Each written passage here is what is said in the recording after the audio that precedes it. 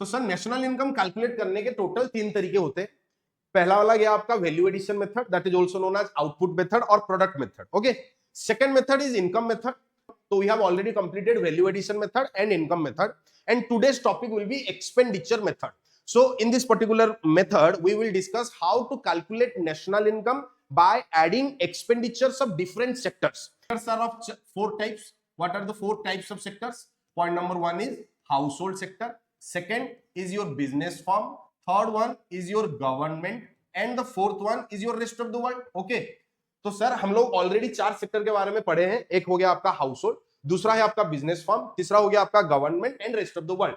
तो सर ये जो मेथड होगा एक्सपेंडिचर मेथड, इस मेथड में हमको क्या करना है, चारों सेक्टर के खर्चे को जोड़ना है।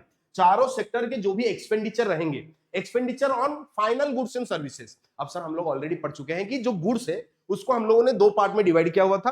पहला वाला आपका फाइनल गुड, दूसरा वाला आपका इंटरमीडिएट गुड। और ये भी चीज हमको पता है कि सिर्फ और सिर्फ फाइनल गुड्स के ऊपर जो भी खर्चे किए जाते हैं वही नेशनल इनकम में ऐड किया जाता है, और इंटरमीडिएट गुड्स के वैल्यू को नेशनल इनकम में ऐड नहीं करते। सही है। तो सर ये जो 4 सेक्टर है, आपने अभी बताया कि house hold, business firm, government and rest of the world, तो ये चारों सेक्टर मिलके फाइनल गुड्स एंड सर्विसेज के ऊपर, मैं यहां पर लिख देना चाहूंगा फाइनल गुड्स एंड सर्विसेज। ध्यान देके सुनना, फाइनल गुड्स एंड सर्विसेज। तो सर चारों सेक्टर मिलके फाइनल गुड्स एंड सर्विसेज के ऊपर कितना खर्चा कर रही हैं, इन सारे खर्चे को जब आप जोड़ोगे, इन सारे एक्सपेंडिचर को जब आप जोड़ोगे, तब क्या निकल के आएगा, तब निकल के आएगा आपका जीडीपीएमपी, that is what, gross domestic product at market price. जैसे मैंने बता रखा है, वैल्यू एडिशन मेथड में भी हम लोग क्या निकालते थे, जीडीपीएमपी। इनकम मेथड में हम लोग क्या निकालते थे, एनडीपीएफसी। और सर एक्सपेंडिचर मेथड में भी हमको क्या निकालना है, जीडीपीएमपी। एक बार जहां आपका जीडीपीएमपी निकल जाए, फिर आपको कन्वर्ट करना पड़ेगा उसे किसमें, एनएनपीएफसी में, नेशनल इनकम में। सही है। तो इस मेथड में जो फाइनल प्रोडक्ट आपको निकल के आएगा, जो फाइनल आंसर आपका निकल के आएगा, वो जीडीपीएमपी निकल के आएगा। और एक बार जहां जीडीपीएमपी हमको मिला, तो उसको हम लोग जो है कन्वर्ट कर पाएंगे एनएनपीएफसी में, नेशनल इनकम कैलकुलेट करने के लिए। सही है। तो हेडिंग दीजिएगा कॉपी में एक्सपेंडिचर मेथड, और उसी के नीचे पहला पॉइंट, सबसे जरूरी पॉइंट क्या लिखेंगे सर हम लोग, राइट डाउन, हेडिंग देना है कॉपी में एक्सपेंडिचर मेथड। और सर नीचे सबसे पहला पॉइंट हम लोग क्या लिखेंगे, it is also known as, write down, it is also known as, इसके 2 अलग अलग नाम है। It is also known as disposable, disposable income method, disposable income method. Sir disposable point, write down, it is also known as, very important, it is also known as, it is also known as क्या है सर, investment, लिखिएगा consumption, known as consumption, consumption and investment, consumption and investment method, consumption and investment method. तो sir 2 नाम आपने बताए कि expenditure method को हम लोग क्या कहते हैं, एक्सपेंडिचर मेथड को हम लोग कहते हैं डिस्पोजेबल इनकम मेथड, ये गया आपका पहला नाम। दूसरा आपने बताया it is also known as consumption and investment. आज का जो पूरा हाफ एन आवर रहेगा, अभी जो नेक्स्ट 30 मिनट हम लोग डिस्कस करेंगे, ये सिर्फ और सिर्फ एक्सपेंडिचर मेथड को अच्छे से हम लोगों का समझने में निकल जाएगा 30 मिनट, कि सर कंजम्पशन का मतलब क्या होता है, इन्वेस्टमेंट का क्या मतलब होता है, और किस तरीके से आप ये चारों सेक्टर के जो खर्चे हैं उसको आप डिवाइड कर रहे हो 2 पार्ट में। एक हो गया आपका कंजम्पशन एक्सपेंडिचर, दूसरा हो गया आपका इन्वेस्टमेंट एक्सपेंडिचर। मतलब सबसे पहले सर ने बताया कि चारों सेक्टर खर्चा करते हैं, हाउस होल्ड सेक्टर भी खर्चा करता है, बिजनेस फर्म भी खर्चा करता है, गवर्नमेंट भी करता है, और sir rest of the world मतलब जो फॉरेन सेक्टर है वो भी खर्चा करता है अपने गुड्स एंड सर्विसेज के ऊपर। मतलब house hold, business firm, government and rest of the world, all these 4 sector will spend money on final goods and services that are produced in India। तो इंडिया के अंदर, हमारे डोमेस्टिक टेरिटोरी के अंदर बनाए गए चीजों के ऊपर, फाइनल गुड्स एंड सर्विसेज के ऊपर हमारा हाउस होल्ड भी खर्चा करता है, बिजनेस फर्म भी खर्चा करता है, गवर्नमेंट भी करता है, और रेस्ट ऑफ द वर्ल्ड भी करता है। तो इन चारों सेक्टर के खर्चे को जब हम जोड़ेंगे, तब क्या निकल के आएगा, जीडीपीएमपी निकल के आएगा। और सर ने बताया कि ये जो चारों सेक्टर के खर्चे होते हैं, ये खर्चे भाई साहब 2 तरीके के हो सकते हैं, या तो वो कंजम्पशन एक्सपेंडिचर कहलाएगा, या फिर वो क्या कहलाएगा, इन्वेस्टमेंट एक्सपेंडिचर कहलाएगा। तो एक्सपेंडिचर मेथड के अंदर आपको क्या करना है, इन्वेस्टमेंट एक्सपेंडिचर और कंजम्पशन एक्सपेंडिचर को जोड़ के जीडीपीएमपी निकालना है। तो कि सर जो एक्सपेंडिचर होता है, एक्सपेंडिचर 2 तरीके के होते हैं। कितने तरीके के होते हैं, दो तरीके के होते हैं, या तो सर एक्सपेंडिचर आपका कंजम्पशन एक्सपेंडिचर हो सकता है, कंजम्पशन एक्सपेंडिचर, और जो दूसरा रहेगा वो आपका हो सकता है इन्वेस्टमेंट एक्सपेंडिचर। सही है, तो एक्सपेंडिचर को मैंने दो तरीके में बांटा, एक है आपका कंजम्पशन एक्सपेंडिचर और दूसरा हो गया आपका इन्वेस्टमेंट एक्सपेंडिचर। अब इसी चीज को आराम से देखते जाइएगा, ठीक है, एक हो गया कंजम्पशन, दूसरा हो गया इन्वेस्टमेंट। अब सर आपने बताया सेक्टर 4, इधर गौर फरमाइएगा, हाउस होल्ड एक सेक्टर है सर, दूसरा बिजनेस फॉर्म एक सेक्टर है, तीसरा गवर्नमेंट एक सेक्टर है, और चौथा आपका रेस्ट ऑफ द वर्ल्ड एक सेक्टर है। तो टोटल कुल मिला के 4 सेक्टर हैं जो कि खर्चे करते हैं। सही है, अब ध्यान देके देखिए सर, जो हाउस होल्ड है, हाउस होल्ड दो तरीके का खर्चा करता है। पहला सर, हाउस होल्ड जो है वो कंजम्पशन एक्सपेंडिचर भी करता है, हाउस होल्ड जो है वो कंजम्पशन एक्सपेंडिचर भी करता है, तो मैं यहां पर लिख देता हूं, हाउस होल्ड जो है सर वो कंजम्पशन एक्सपेंडिचर भी करता है, कंजम्पशन एक्सपेंडिचर, और हाउस होल्ड आपका इन्वेस्टमेंट एक्सपेंडिचर भी करता है, इन्वेस्टमेंट एक्सपेंडिचर भी करता है। एग्जांपल दे दीजिए सर। अब हाउस होल्ड के कंजम्पशन एक्सपेंडिचर के मैं कुछ एग्जांपल्स आपके सामने रखता हूं। अब सर हाउस होल्ड का जो कंजम्पशन एक्सपेंडिचर होगा वो या तो ड्यूरेबल प्रोडक्ट के ऊपर हो सकता है, नॉन ड्यूरेबल प्रोडक्ट के ऊपर हो सकता है, या फिर सेमी ड्यूरेबल प्रोडक्ट के ऊपर हो सकता है। अब सर ड्यूरेबल प्रोडक्ट मतलब अगर हाउस होल्ड एसी खरीद ले, फ्रिज खरीद ले, अपने लिए एक लैपटॉप खरीद ले, कपड़ा खरीद ले, जूता खरीद ले, तो all these are durable goods, all these are durable goods and part of consumption expenditure for household. सही है, अगर हाउस होल्ड कोई मेडिकल सर्विसेज लेता है, अब जैसे फॉर एग्जांपल कल को मेरा तबीयत खराब था तो मैं किसी डॉक्टर को मीट करने गया, उसका अपॉइंटमेंट लिया और वहां पे 500 रुपए जमा करके आया, या फिर मैं पीवीआर मूवी देखने जा रहा हूं, वहां पर मैंने 500 रुपए खर्चा किए, तो सर जो हाउस होल्ड है जब भी वो एंटरटेनमेंट सर्विस मार्केट से लेता है, हेल्थ सर्विसेज मार्केट में लेता है, तो सर उसको खर्चे करने पड़ते हैं, तो वो भी किसमें कैटेगराइज हो जाएगा, consumption expenditure of house hold. क्या यहां तक सबको समझ में आया? तो सर जो हाउस होल्ड है वो कंजम्पशन एक्सपेंडिचर करता है। आप लोगों को पता है कंजम्पशन एक्सपेंडिचर क्या है, जैसे गाड़ी में तेल भरवाना हो गया, रेंट पे करना हो गया, तो all these are my consumption expenditure. What about investment expenditure of the household? Household का जो इन्वेस्टमेंट एक्सपेंडिचर होगा उसका एक ही फॉर्म है, क्या है सर वो, दैट इज रेसिडेंशियल कंस्ट्रक्शन। मैं यहां पर लिखना चाहूंगा क्या चीज है सर, दैट इज रेसिडेंशियल, मैं यहां पर लिख दे रहा हूं रेसिडेंशियल कंस्ट्रक्शन। मतलब जब भी कोई हाउस होल्ड एक घर खरीदे, एक डुप्लेक्स खरीदे, फॉर एग्जांपल राम सर अगर एक नया डुप्लेक्स खरीदे, ध्यान देके सुनना, तो सर वो राम सर के लिए क्या हो जाएगा, इन्वेस्टमेंट एक्सपेंडिचर। वो हाउस होल्ड के लिए क्या कहलाएगा, इन्वेस्टमेंट एक्सपेंडिचर। या फिर आपका जो एग्जिस्टिंग घर है उसमें अगर आप कोई मेजर रिपेयर कर रहे हो, वर्ड सर ने क्या बताया, मेजर रिपेयर। मतलब सर अगर हाउस होल्ड नया घर बनाए या फिर अपने एग्जिस्टिंग घर में कोई मेजर रिपेयर करे, तो वो हाउस होल्ड के लिए इन्वेस्टमेंट एक्सपेंडिचर कहलाता है। यहां तक सबको समझ में आया? तो सर हाउस होल्ड किस टाइप का खर्चा करता है, कंजम्पशन एक्सपेंडिचर भी करता है, इन्वेस्टमेंट एक्सपेंडिचर भी करेगा। सही है, अब आगे हम लोग चलते हैं, राइट डाउन, आप देखिए, देखते जाइए, हाउस होल्ड का गेम खत्म। अब सर आया बिजनेस फॉर्म, ध्यान देके सुनते जाना बंधु। बिजनेस फॉर्म का सिर्फ और सिर्फ इन्वेस्टमेंट एक्सपेंडिचर ही होता है। सर बिजनेस फॉर्म जो है वो सिर्फ और सिर्फ इन्वेस्टमेंट एक्सपेंडिचर करता है, इस चीज को दिमाग में घर कर दो अपना। सर बिजनेस फॉर्म के लिए कंजम्पशन एक्सपेंडिचर होता ही नहीं, क्योंकि भाई साहब वो बिजनेस कर रहा है, तो वो अगर अपने फार्म के लिए एक बल्ब भी खरीदता है, एक पंखा भी खरीदता है, एक एसी भी खरीदता है, एक पावपोच भी खरीदता है, एक कारपेट भी अगर खरीदता है, तो वो सब के सब उसके लिए इन्वेस्टमेंट एक्सपेंडिचर कहलाएगा। ऐसा क्यों? ऐसा इसलिए क्योंकि सर जो बिजनेस फॉर्म है उसका ऑब्जेक्टिव क्या है, प्रॉफिट मोटिव। उसका ऑब्जेक्टिव क्या है, profit motive. So the sole objective और the main objective aim of a business firm is to earn profit. तो सर प्रॉफिट कमाने के लिए अगर मैं एक पैसे का भी खर्च करता हूं तो वो मेरे लिए इन्वेस्टमेंट एक्सपेंडिचर माना जाएगा। तो सीधे शब्दों में अगर मैं समझाऊं तो बिजनेस फर्म का कंजम्पशन एक्सपेंडिचर होता ही नहीं, बिजनेस फर्म सिर्फ एक ही एक्सपेंडिचर करता है, दैट इज इन्वेस्टमेंट एक्सपेंडिचर। अब थोड़ा डिटेल में ध्यान देखिएगा सर, अगर बिजनेस फर्म के इन्वेस्टमेंट एक्सपेंडिचर को मैं समझाने जाऊं कुछ एग्जांपल्स देके, तो मैं नीचे लिख सकता हूं, क्या चीज आप लिख सकते हो नीचे, सर अगर बिजनेस फर्म के इन्वेस्टमेंट एक्सपेंडिचर को आप समझाओ तो आप कैसे लिखोगे?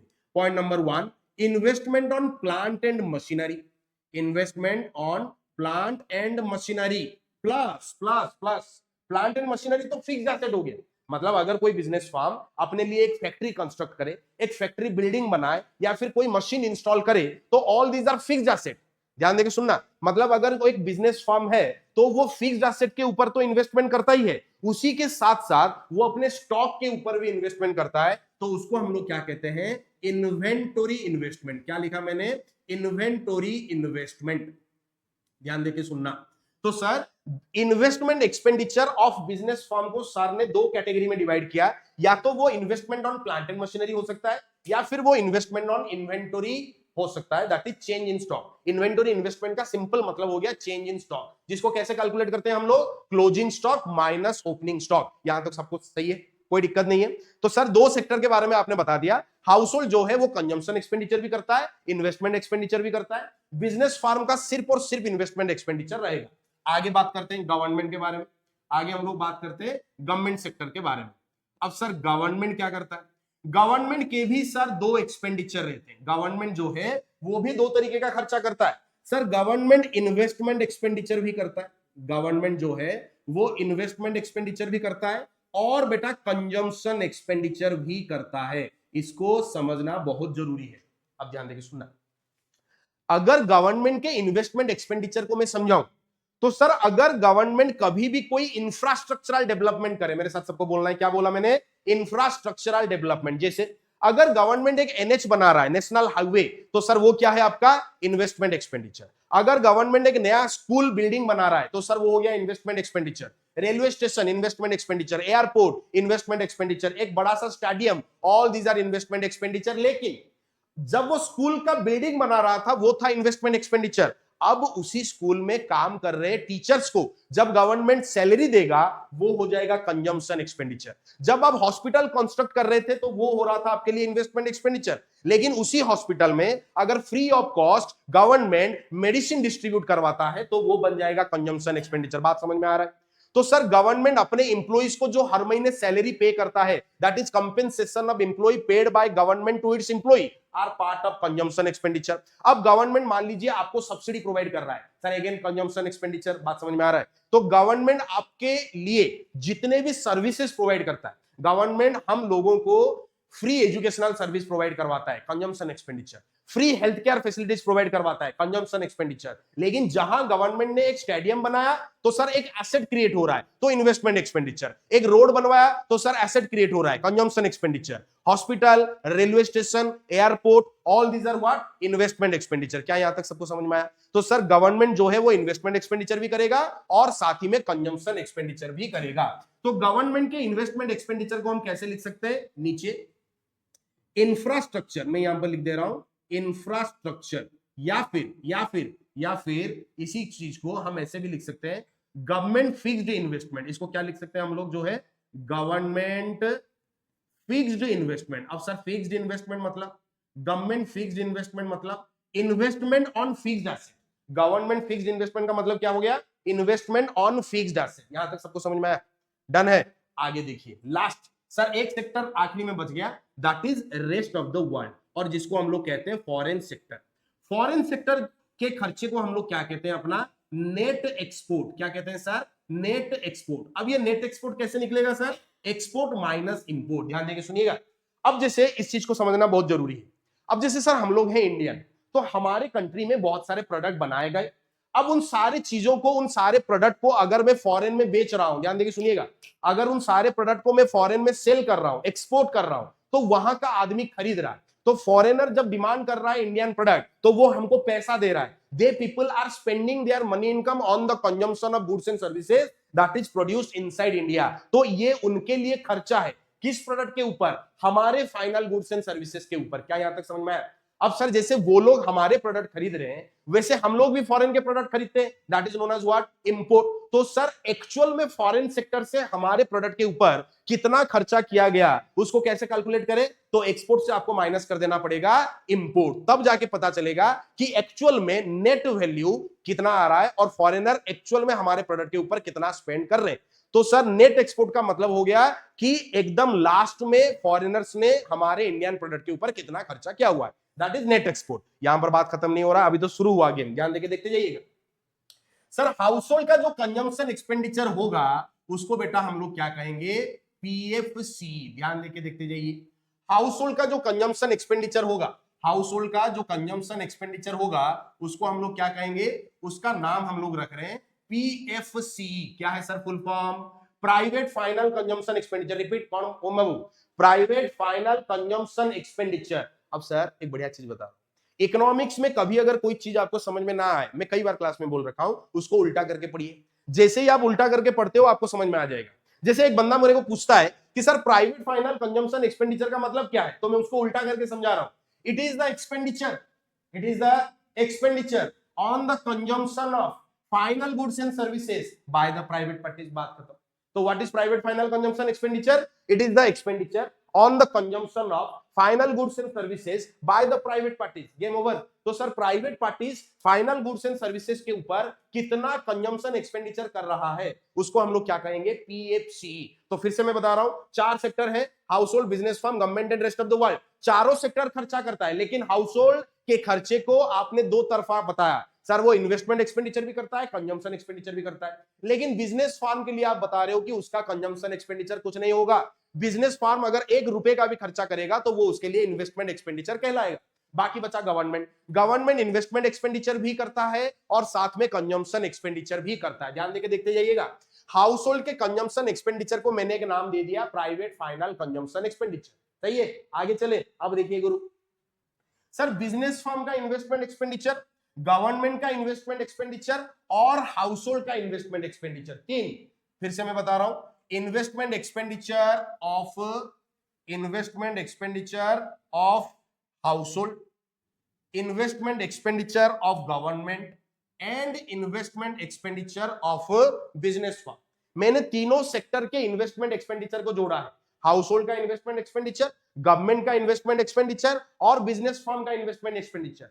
इन सबको अगर हम लोग जोड़ देंगे तो इसको कहा जाएगा total investment expenditure inside my domestic territory, और that is also known as gross domestic capital formation. भाई साहब एक बात देख लोगे, जिंदगी से सवर जाएगा आपका। कैपिटल फॉर्मेशन को कई बार सर ने क्लास में बता रखा है इन्वेस्टमेंट। कैपिटल फॉर्मेशन को हम लोग क्या जानते हैं? इन्वेस्टमेंट। तो ये क्या है सर? इन्वेस्टमेंट है। कहां? Within my domestic territory. किसके द्वारा? तीनों सेक्टर के द्वारा, that is known as gross. So sir gross का मतलब हो गया टोटल, डोमेस्टिक का मतलब हो गया with in my country, capital formation का मतलब हो गया इन्वेस्टमेंट। तो ये क्या है? मेरे देश के अंदर एक साल में किए गए टोटल इन्वेस्टमेंट एक्सपेंडिचर। अब ये टोटल इन्वेस्टमेंट एक्सपेंडिचर कैसे निकल के आ रहा है? हाउस होल्ड का, बिजनेस फर्म का, गवर्नमेंट का। कितनों को समझ में आया? Raise your hand. तो sir household, business firm and government तीनों सेक्टर के द्वारा किए गए इन्वेस्टमेंट एक्सपेंडिचर को जोड़ के हम लोग क्या कहते हैं? Gross domestic capital formation. अब लास्ट में बच जाता है गवर्नमेंट का कंजम्पशन एक्सपेंडिचर। तो गवर्नमेंट के कंजम्पशन एक्सपेंडिचर का नाम मैं क्या रखूंगा? Government final consumption expenditure. Again sir उल्टा करके पढ़ेंगे इसको। It is the expenditure on the consumption of final goods and services by the government. It is the expenditure on the consumption of final goods and services by the government. तो government के consumption expenditure को हमने नाम दिया GFC, household के consumption expenditure को हमने नाम दिया पीएफसी, और household, government and business firm इन तीनों सेक्टर के इन्वेस्टमेंट एक्सपेंडिचर को जोड़ के हमने नाम रखा GDCA, that is what? Gross domestic capital formation. That is what? Gross domestic capital formation. हो गया। अब आखिरी में जो रेस्ट ऑफ द वर्ल्ड है उसके एक्सपेंडिचर का नाम हमने क्या रखा? Net export. तो इसी चीज को मैं और थोड़ा यहां पर लिख देता हूं सर। आखिरी में क्या बच गया? Net export. Net export. आप ध्यान देके देखिएगा गुरु। अब सर जब आप इन चारों टॉपिक को जोड़ते हो, किन किन को sir? PFC plus GDCA plus GFC plus net export. जब आप इन चारों चीजों को जोड़ोगे, किसको किसको? Private final consumption expenditure, gross domestic capital formation, that is government final consumption expenditure and your net export. जब इन चारों को आप जोड़ दोगे तब आपका क्या निकल के आएगा? GDP MP. तब आपका क्या निकल के आएगा? GDP MP. तो सर ग्रॉस डोमेस्टिक प्रोडक्ट और मार्केट प्राइस का फॉर्मूला क्या निकल के आया? PFC plus GDCF plus GFC plus net export. क्या यहां तक सबको समझ में आया? सही है, आगे बात करें। सर जिसको आप प्राइवेट फाइनल कंजम्पशन एक्सपेंडिचर कहते हैं उसी चीज को शॉर्ट फॉर्म में हम लोग सी लिखते हैं। क्या लिखते हैं? सी। और सर जो जीडीसीएफ है, ग्रॉस डोमेस्टिक कैपिटल फॉर्मेशन, क्योंकि ये इन्वेस्टमेंट है तो इसको शॉर्ट फॉर्म में हम क्या लिखते हैं? आई। और सर जो गवर्नमेंट के खर्चे होंगे कंजम्पशन एक्सपेंडिचर, उसका नाम रख लिए हम लोग जी। और जो नेट एक्सपोर्ट है उसको लिखा जाता है एक्स माइनस एम। क्या ये चीज सबको समझ में आया? अगर सर इस तरीके से हम लिख सकते हैं तो क्या मैं ऐसे लिख सकता हूं? ध्यान देके देखिएगा कि GDP MP is equals to PFC plus GFC that is government final consumption expenditure plus GDCA gross domestic capital formation और आखिरी में नेट एक्सपोर्ट लिख सकते हैं। तो सर जो पीएफसीई है उसी को हम लोग सी लिखते हैं, जीएफसी को हम लोग जी लिखते हैं, जीडीसीएफ को हम लोग आई लिखते हैं और नेट एक्सपोर्ट कैलकुलेट करने के लिए हम लोग एक्स माइनस एम लिखते हैं। कितनों को समझ में आया रेज योर हैंड? तो तुरंत कर देना है कॉपी में, तुरंत बिना कोई समय गवाए इसको आराम से लिख दीजिए। ये सब समझ में आ रहा है? हाँ, अगर मैं चाहता तो यहाँ पर डायरेक्ट फॉर्मूला लिख के काम खत्म कर सकता था, लेकिन यहाँ पर वो स्कैम नहीं होता है कि सर कुछ भी पढ़ा के टॉपिक खत्म कर दो, कोर्स खत्म कर दो। जो भी पढ़ेंगे बारीकी से डिटेल में। तो सर उसी लिए मैंने जो है चारों सेक्टर का एक्सपेंडिचर अलग अलग कैटेगरी में डिवाइड करके मैंने लिखा है। तो ये पूरा टॉपिक आप कॉपी में लिखें ताकि आखिरी वक्त तक आपके साथ ये रहे एग्जाम तक।